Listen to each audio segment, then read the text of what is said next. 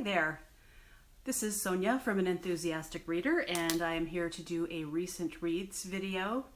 I'm going to talk about what I've recently read, what I'm currently reading, and what I plan to read soon.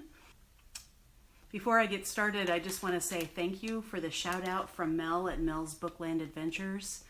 I have a bunch of new subscribers, and it's been a really fun weekend watching new people pop in, so thank you. And Mel, thank you so much. The first novel I want to talk about is Barbara Kingsolver's Unsheltered. This is a dual time narrative, so we get to see what's happening to a family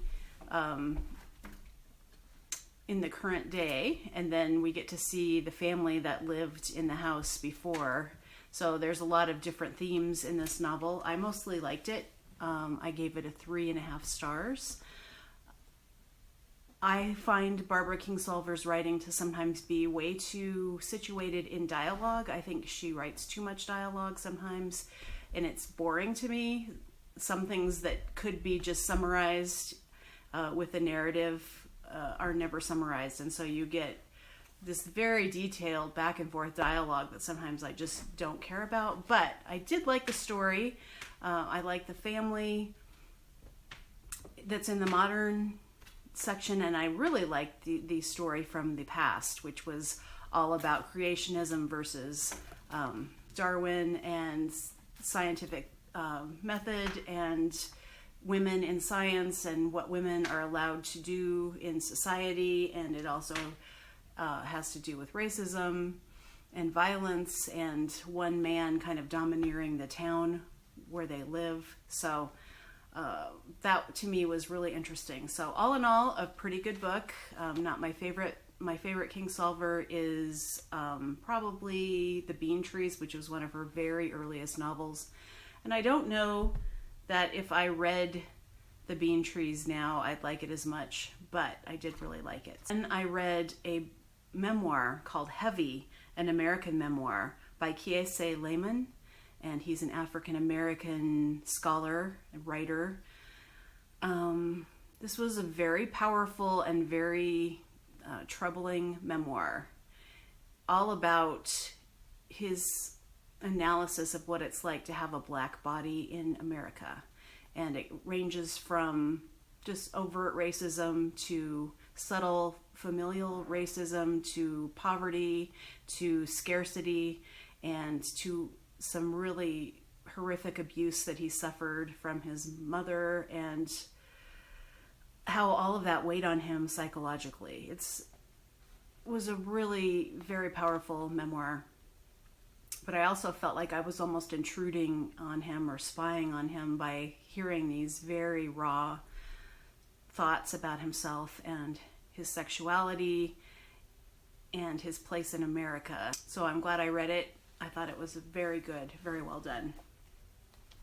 Now I'd like to talk about West by Carys Davies. I know you've probably seen other people who read and liked this novella about a man in the 1800s who is obsessed with discovering a large set of creatures, and he is bound and determined after his wife dies that he will do whatever it takes to go and discover these animals. And he leaves his young daughter behind with his sister, and they are left to kind of fend for themselves while he goes and does this last, journey of exploration across the United States. And he has a Native American guide with him.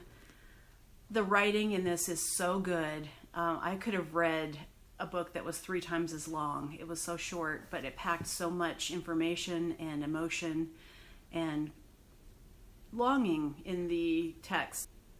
If you're waiting for Novella November, you could save this, or you could just read it in an afternoon, and I think you would see how great the writing is. I can't wait to read more of her work.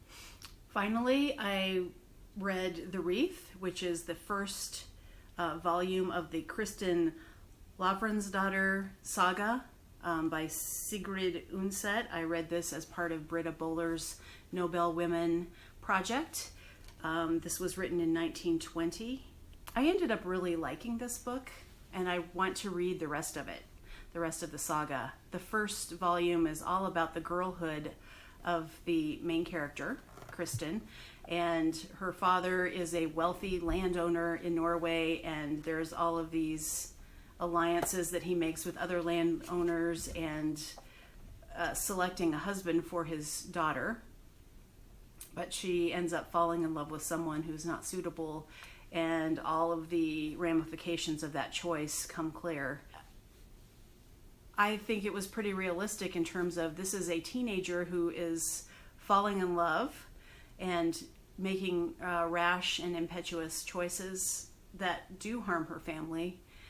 She doesn't have choice, and she makes terrible decisions based on emotions and hormones. So it pretty much rings true.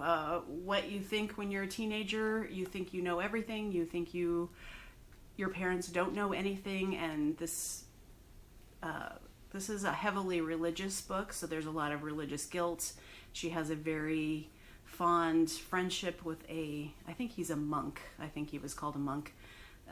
So all the parts of it came together for me, and I really wanted to find out what was going to happen, and now I want to see what happens to her as she ages. So I will be reading the next volume at some point, and I appreciate having been exposed to this. It was really good. I am currently reading a book called The Vagrants by Yiyun Li. It is a novel that's written just post-Cultural Revolution. So it takes place in a small village, and oh my gosh, you guys, it's so sad. There are so many terrible things that happen to all the characters, and it's nice because it's about one character, but it's also about all of the people in the village and the ramifications of an execution, a state execution. So you get to see it from all different points of view, from people who are in the government, people who are revolutionaries, and the parents and friends of the parents, and you get a little slice in every chapter or every section about how they feel about the situation. So I'm halfway through. I cannot wait to keep reading it, but it is hard. And I had previously read her essay collection, which is called Dear Friend, From My Life I Write to You in Your Life.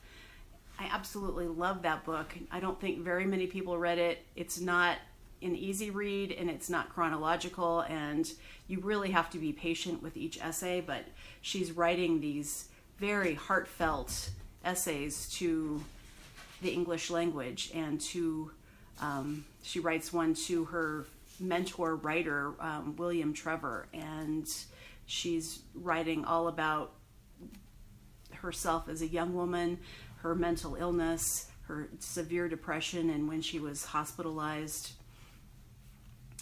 So it's not uplifting, but it's so beautiful. And she has a new book coming out in 2 weeks, which is a novel called Where Reasons End, and it's about a mother who's writing to her son who has committed suicide. It's based on her real life because her son did commit suicide. So I think I might need to take a break before I get to that one. It's going to be really rough. This is Clementine. I don't know what she's doing today, but she is running around like a maniac. I've locked Sapphire up because they were fighting. Upcoming, I have received the titles for the 3 book clubs I'm in, and so I will be reading The Snow Child, Bitter Orange by Claire Fuller, and I Hear the Crawdads Singing. I don't know that I would have chosen any of those 3 books for myself to read just on my own, but maybe they'll be great book club picks. Maybe they'll be a good book club discussion books. I know I definitely, for Black History Month, want to read The Known World by Edward P. Jones. I've had this on my to-do list or my TBR for about 15 years. I've been wanting to read this book, and I don't know why I don't read it. So I am determined that in February, that's the time I'm going to read this book. I also want to pick up Inheritance by Dani Shapiro.